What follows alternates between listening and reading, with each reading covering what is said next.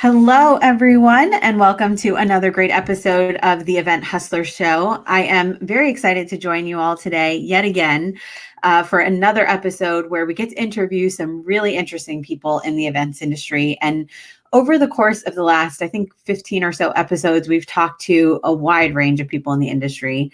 And today I get to talk to one of my favorite people in the industry who has had a really interesting career.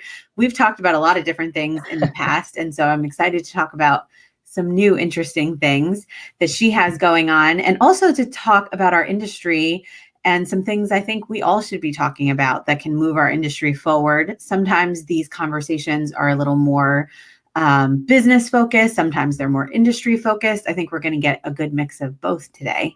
And I would like to say hi to anyone who is watching us on LinkedIn today, because this is the first time ever that we get to broadcast to both platforms at the same time. So hopefully it works. And we have lots of people watch us on both platforms.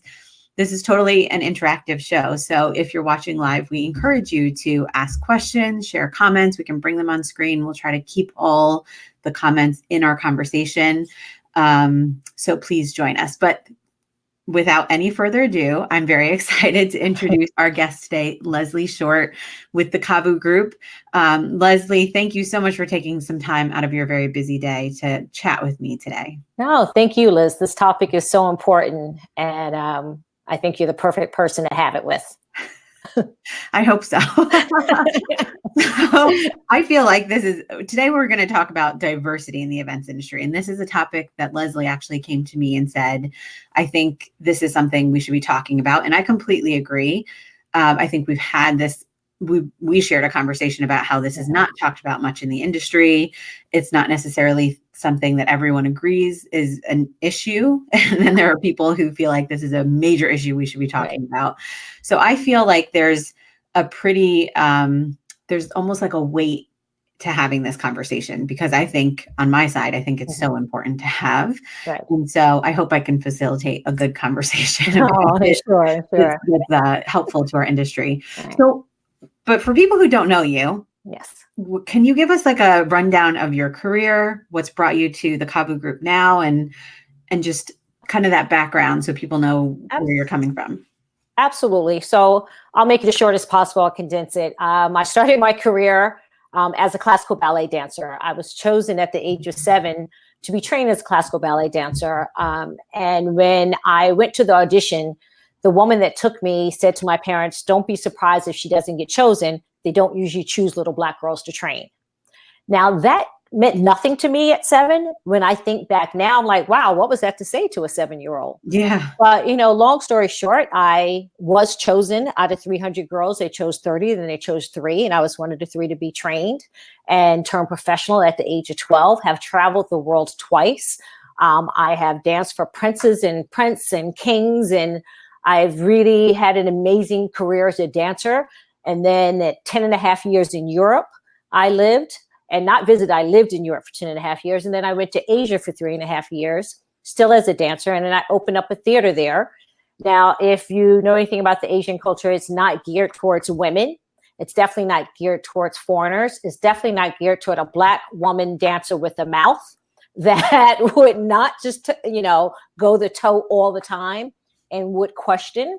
But I opened a business there. It was ranked the best business of 1994. And I came back to the States after those 3.5 years, wanted to work in communications, did produce television for a while, start producing at Macy's special events, celebrity appearances, went into fashion for 10 years, was president of marketing, advertising, and PR for FUBU clothing line, where everyone told me I was making the biggest mistake of my life because they were Black. And they're saying this to me. And I was like, okay, I don't know a hip from a hop. That is guaranteed.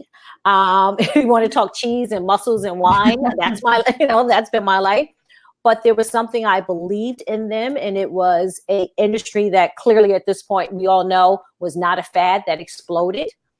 And through all of that, and through also going to seminary and studying, becoming a chaplain and minister, and just all of my life work has led me to the Cavu Group.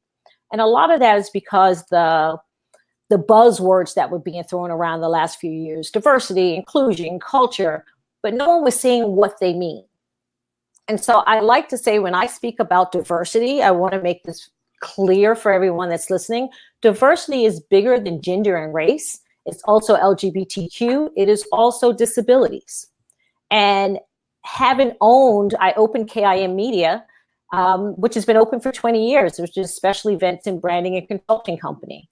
And I opened that with European clients, really my French clients, my Asian clients, and I did cultural events. And the reason I was able to do this is because for some reason they came to me and said, you understand our culture. So you understand how we need to work here in America, but you're not going to lose our culture. So that was a lot all in a nutshell. But so you're an underachiever, basically. Pretty much. How many companies have you had? My own, I have KIM Media, I have Ascend Bereavement Management, and I have the Cavu Group. And so and then in Japan, I had J-Men's Tokyo. Forgot about that one. That was probably one of the biggest ones. And then I have run many other celebrity companies and built other companies for other people as a corporate operations strategist. Yes, I've learned so much from you. And I officially met you as part of the events industry, yes. KIM Media. And then it's one of those things, you get to know someone, and the more you learn about them, you're like, oh, and you did that? Like, what? You were a ballet dancer? And you just have such a great career and really interesting industry experience too, because obviously you were in the events industry for many years, and you still are. So what is getting you to talk about diversity? I know you talked a little bit about it, but why are we having like a whole conversation about it? I mean, one, it's my focus with my new firm. Two, and so I'm older than some. I will say that when I was always the only one in the room. So that was never a surprise to me. Even when I came back to America, having been the only one in countries, I was the only one in rooms. I was the only one showing up to events. People thought I did not have money. And I was told, oh, we didn't think you had $30,000 to spend on flowers. We didn't think you could actually book this. We didn't think that was your client. I brushed it off and I kept on moving because there wasn't many people of color and or Black folks that were doing events at that time. Now, clearly there was Preston Bailey, like we all love, and there's a few that we know of, but past that, you really did not see many. And I moved through the industry and I had a great career and won awards.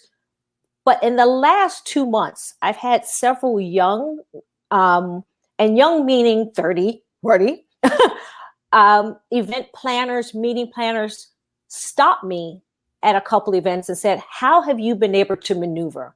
We feel that we're just not being invited. We're not included. We're not being written about. We don't ask to become alone. We don't ask to join forces. What is happening? And I said, well, this is not new, unfortunately, but it's never been discussed. Mm-hmm. And I think it's time to, the events industry, as I think we all can believe, is a true career. It's a true industry. Years ago, it wasn't really looked that way. For some, it's like, oh, you're planning a party. That's cute. 18 hours later, yeah, it's not a party. Right. And so at one point, I'm not sure if it was a cultural aspect of that's not a career. So that's one side of it.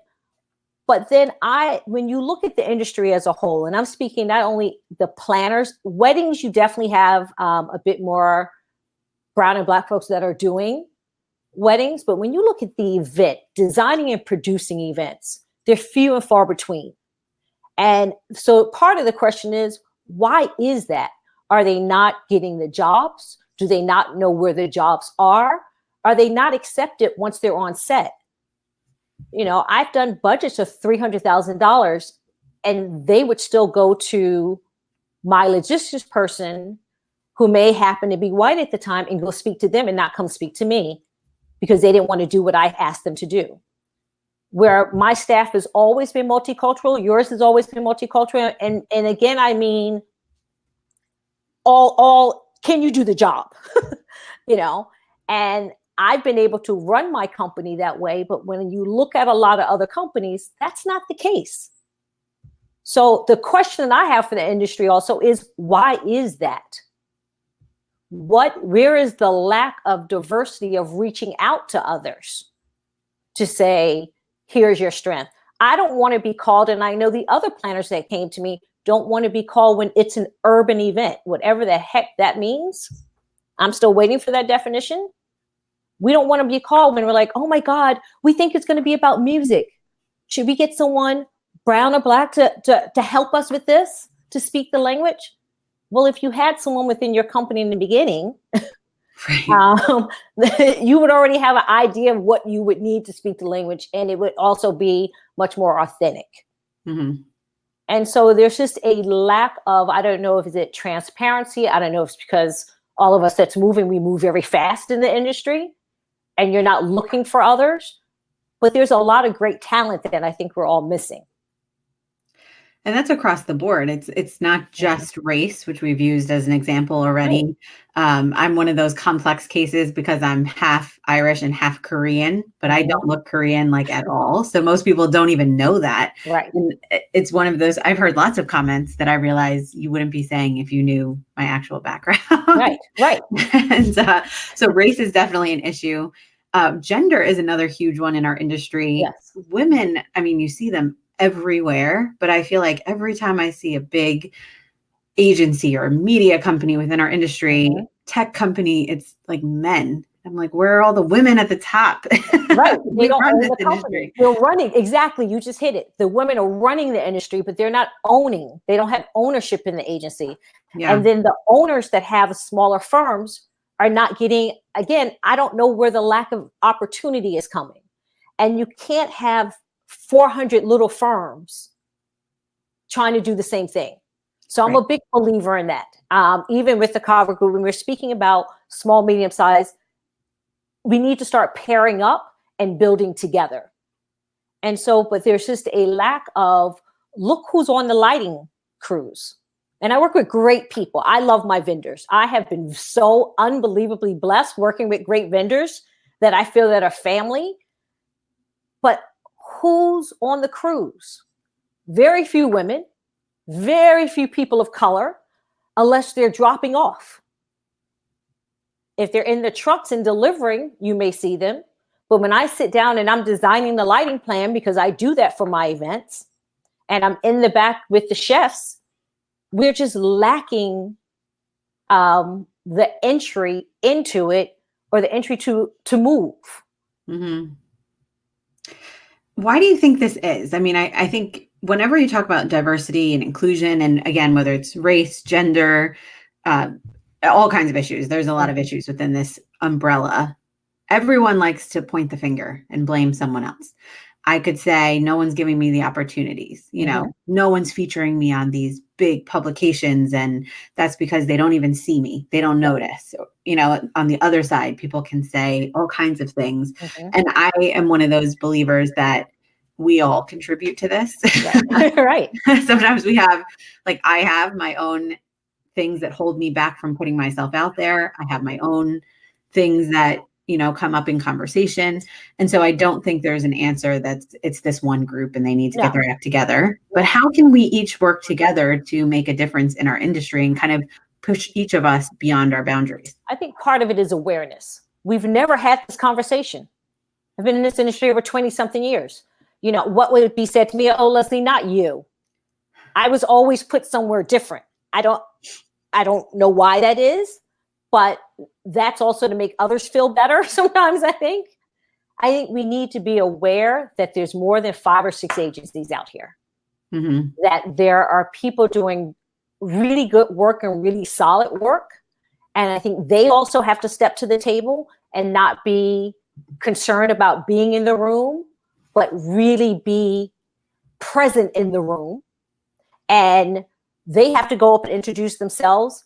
And then the others have to be open to take the introduction. See, because sometimes even when I'm in the room, I'm looked at like, why is she there? Until someone goes, oh, that's Leslie Short from KIM Media or from the Cavu group. They go, oh, I've heard about her. And then all of a sudden they're my new best friend. Yeah. Well, for a younger person that may not have that, that's doing work, they just want to say hello. I think we just need to be open to the fact that the conversation is now being had and eyeballs are now being open to see what's happening and to discuss the lack thereof And we need both sides to go, how do we bridge the gap? And that's what this conversation is about. It's not to point a finger at one side or the other, because I do believe there's two sides to everything. Yeah. But we need to open up and not also be concerned about who has the money to advertise in order to get a write-up. Maybe there is a feature. Who's the next one that's coming up? Who is doing what? And again, it doesn't need to be, oh, well, let's feature the African Americans in Black History Month and the Hispanics on, Hispanic Month and the Asians on Asian Month. Can we just not celebrate our work? That's not the best way to do it. Not the best way to do it. Every day is African American History Month. Every day is Korean Irish Month to you. Every day is Hispanic Month to Hispanic. We're all in this together. But we really need to figure out a way that the doors and windows are open on both sides. Mm-hmm. And that's in every aspect of the fields. Like I said, it's from audio to lighting to sound to designers and producers. If 4 years ago I can walk into a hotel and they tell me I'm the second Black designer and producer that's ever walked in the hotel other than Preston Bailey, we're in New York City. That's crazy to me. To have the older staff in that hotel come up to me and say thank you. I'm like, for what? Like, I was confused. And they're like, there's been no other Black designers here. Wow. That's a problem. That's when I go, now we have a problem. Yeah, definitely. What about professionalism? I think being able to position ourselves as people who are worthy, quote unquote, of being included in the corporate events industry. I think a big piece of that is the professionalism. And I think you talked about something that's very important, which is working together, because, the independent market, in particular, the event hustler market that I like to talk about and talk to all the time. Yes. It's a lot of very small companies. And I think a lot of times we feel like we don't have a voice. And the reason I launched Event Hustlers in the first place was because I attended an industry event. Mm-hmm. And, I've been blessed to have a company name that some people recognize. It's one of those things, but you go to these events and people look at your name badge and think like, oh, it doesn't say Google, no interest, like as if you have no buying power, no value. And that, and like I said, I don't even think that's based on gender or race. That's a problem. That's an industry problem. Additional problem. It's not only this industry problem, honestly. And yes, because I do so many different things in so many different fields, yes, they're very confused. I don't wear my name tag when I'm out. So they're really confused. There's just a Black girl in the room and she don't have a name tag on, but it seems like a lot of people know her. And so it almost become like, well, then I guess I should know her. Right. But then they're missing, because how they approach then, are you probing or are you saying hello? Right. And that is the difference. So yes, I think some of the smaller need to look for people that are like-minded. And it's horrible to have to say this in this day, because I started out small. You started out small and made it happen. But where we are today, I think we're stronger together. And that is even a cultural. Maybe there's folks that don't look alike, but have a same mindset. Join forces. And you can still keep your own companies, but there's certain things you go in and you pitch together and you work on together, and our voices start to build stronger together. Part of the reason some of the ladies didn't jump on to be on camera, which I understood, is because they're still building their companies. People are also concerned about being blackballed. How are you blackballing somebody from the event world? We are not saving cancer here, people. I mean, we need to stop taking ourselves so seriously and really just open our doors to talent and who is professional. Who are we counting on? Who shows up? Who gets it done? Who comes with new ideas? And there is enough work for all of us. But again, we're stronger together. Yeah. I interviewed someone a few weeks ago from Convene, which is one of the Mhm. venues here in New York, and they're all over the place. Right. And we were talking about supporting women in the workplace. So it actually wasn't for Event Hustlers, it was for something else. And we were talking about like, what are some steps that people can do to be more inclusive of women, especially when you're an independent company and maybe you don't have the resources to, invest in a huge diversity and inclusion initiative. I talked to some of these companies through clients and they're spending, hundreds of thousands of dollars on initiatives. Right. Well, my company can't do Right. that. And so one of the things she mentioned was each person making a commitment to work with a diverse group of people, again, based on not the fact that they're diverse, not, oh, my team has to look a certain way Right. and that will position me, but because they know what they're doing and they're good people and they work well. And Mhm. I think that personal commitment is something we each have to make no matter the size of our company. And I wonder if there's, and this is totally like I came up with this while we're talking, so Okay. my horrible idea. No, no, no. I wonder if there's No some horrible power ideas. in saying that publicly and doing it together and banding together that in our industry for this group of people, it Mhm. won't stand that there's a room full of white men leading the conversation Right. or, and again, diversity from lots of different angles. Look, when's the last time you've gone to an event and they've even really thought about what it's like to be disabled coming into your event? Yeah. Oh, there's ADA compliance and we're good. Right. And then you're scrambling if someone does show up, or even if someone even came on crutches that you didn't know happened to break their leg. We're Right. not prepared for those things. These conversations now need to happen. And so we do, I hate pledges and that type of, I need action. Intent into action is where I am at this moment. Sure. And that's why I'm here. You need to really, as a company, as an industry, say, I'm going to open up my eyes and I'm going to look around and see who's out there that I can hire and or begin to partner with to not only, it doesn't have to be everything, but to begin to build new relationships. Yeah. And it has to be on both sides. That means you have to open up sometimes how you work, the language that you use, and be open to hear new ideas. And don't be so scared that somebody's going to steal it. Again, we're not doing intellectual property on hanging beautiful flowers or lamps or making a room stunning. It's what we do and it's what we love. But at the end of the day, advancing and growing new cultural outlets is the best.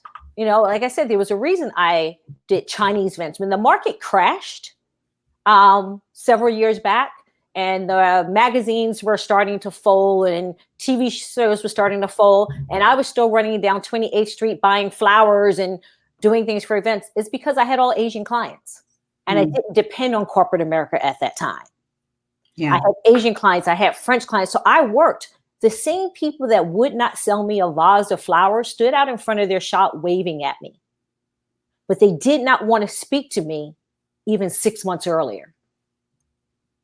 So the person that sold me the flowers that day is still the same person I go to today. And I will only buy from him. Mm-hmm. Because he didn't care whether I had a staff of 50 behind me or if it was just myself. He was like, wow, you're really creative. Oh, you're nice. How about someone just being nice? And you open your doors to them and you see. Mm-hmm. And then for the smaller agencies, look at each other as well and say, what can I learn? What can we learn from each other? You can't be so scared of trying to catch a check or trying to lose a check. Right. When I do Asians events, sometimes I do casting. I have enough consultants that I work with that I do cast, and everyone knows this. I cast for my staff. So if I'm going and I know I'm in Queens and I need someone that speaks Mandarin because my man refuses to bring me the ladder because I'm not speaking Mandarin to him, what just happened? I asked a friend who's actually a doctor who loves to do events. I was like, you want to come work with me this day? And so she was my secret weapon. So when he started saying there was no ladder and she spoke to him, he went and got the ladder and came back and laughed at me and said, you got me. We're best buds from that moment on. Yeah. Make an effort. Now, how can people work with you? I know you have the Cavu group now in addition to KIM Media, and this is a conversation that has to continue happening. And I hope that as people watch the live version, and then of course, as they kind of take this and watch the recordings and share it, people will want to make a difference. How are you currently working with companies? How can people work with you? What should people know? So I'm working as a consultant for companies, but I also say if you have a question or two, then email and ask me. If there is a project and you're not sure which way to go, my big thing is nothing about us without us. Call and say, here's my budget. It may not be a corporate budget. It may not be this, but we just want to get this right. We want to make sure this ad is sensitive, culturally sensitive. We want to make sure that how we're doing this is right. We want to have a new lens on how to look at something. Then reach out. If it's a question or two, I have no problem answering it. If it's a project, then let's figure out what the pricing is and move on. Let's get it right. Let's start building this right. Let's not have to go backwards. Absolutely. So you're a resource. You're opening yourself to be available to people to ask these questions. And yes, and like I said, one or two, I do right. For a living. I want to be clear. It is a business. It is for profit business. Yeah. But I'd rather someone ask than say I am too scared to ask. Because I've heard that on the other side too. Well, I don't want to be offensive. I said, but I walked in and I was more offended, and you know me. Right. You already offended me. You already offended me. You offended me by not calling to say, does this make sense? And if it has to turn into a bigger conversation, I'm the first to say, well, that now we're starting to go into a consultant thing, but hey, yeah, that looks right. Or that should be good. We're never going to settle all of this. It didn't happen yesterday. It's not going to be settled tomorrow. And then there's other people that I can refer them to, the other planners, to say, you know what, here's someone that's great that you should work with. That would be wonderful on this, that has that sensibility as well. That's huge. And what would be your best advice to people in the independent planner market who think that this is a really important conversation? Yes, they may have some questions to ask you, but what's the biggest action they can do today to start to make a difference? Is really for on their side, also open their eyes and see how they've been working and how they can also open up and bring others into their circle. And if they are feeling, because there's a lot of feelings involved in this, and people have been getting their feelings hurt, but not in a, oh my God, they hurt my feelings kind of way, but in a, wow, we're really being shut out. I want these conversations to continue to happen, because if you stay stuck on having your feelings hurt and mad, guess what? It doesn't change. Yeah. You just stay stuck. So I know that a couple of planners are looking to do a kind of a live in a venue talk back, just to be able to have these discussions keep going on what are some of the issues that each person is having, because then maybe we can try to solve that one or two things that people are having in common. Yeah. So I'm looking forward to that. So if you get information on that, would you please share it with us, and we can put it out, of course, on our social channels. Absolutely. So that people can join. I think that would be really interesting to participate in. Yes. And so maybe it is something that there becomes a new chat group on Facebook or something about diversity within the event industry, and people can share on there. Yeah. It's a conversation that has to continue happening. We can have this call for 30 minutes and then what happens? It has to continue to happen. And I think it's good to happen in existing groups and not only in its own. And that's whoever would join a group specific to talk about diversity probably is not the problem. Right. And that was what I was going to say. When I say diverse, I need everyone of every color and every shade to be part of this, because you can't have a one-sided conversation. Exactly. We need to make a difference. Yes. And we need the people who probably don't care at all to be the most involved, which is a difficult task, but important. But when you have voices, when you look at Greta, who was 15, who started her climate march by herself, to a year later, how many millions and how many countries she has touched, there's no reason that one of us can't start having this conversation and moving it forward. And that's what I said to ladies. I'll take that flag, but you have to march with me. This is not one person. This is all of us opening up and saying, I can do better. Yeah. I will do better. Yeah, I love it. And I think that's exactly what our industry needs across many platforms. Diversity being one, we have to do better, and we have to be committed to our industry doing better. And I think we need to understand that by doing that, it makes us all more professional, more valuable. It pushes our industry forward in a way that's incredibly important. So I want to thank you for taking the time to not only chat with us about this topic today, but to champion this topic throughout all of the work that you do. It's one thing to say that it's something you're passionate about, but to build a whole business around it and to really want to champion that the way that you are is amazing. So I want to thank you for doing that. And anyway, that I can participate or be helpful, or any of our listeners and readers can be helpful, please let us know, because we want to be involved in this. Thank you. And, you have my information. The listeners will have it. Reach out. If there's something, let's build it. Let's be on the stages of these event expos. Let's have the conversation. Let's not be scared because you're booking a big ticket person to get tickets in. Let's talk about what's going on with the industry. And this is what needs to happen with the industry at this moment. That sounds great.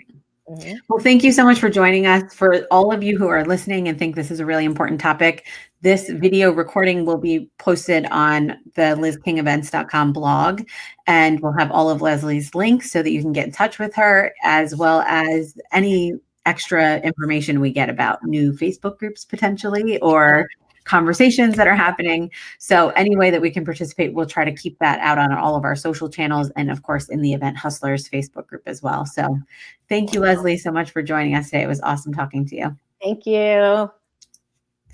All right, everyone, we will be on a little bit of a hiatus. I am expecting a baby very soon. In fact, on Sunday, I go in to try to deliver this child. So I most likely will not have an episode for a few weeks. When we do get back, I will be sure to announce it to the public. And I look forward to getting back to interviewing some great people in our industry and keeping these conversations going. So thanks for joining. We'll let you know when the next show is. And until then, just keep hustling hard and make the hard decisions that will really take your business to the next level and bring our industry along with it. Have a great day, everyone.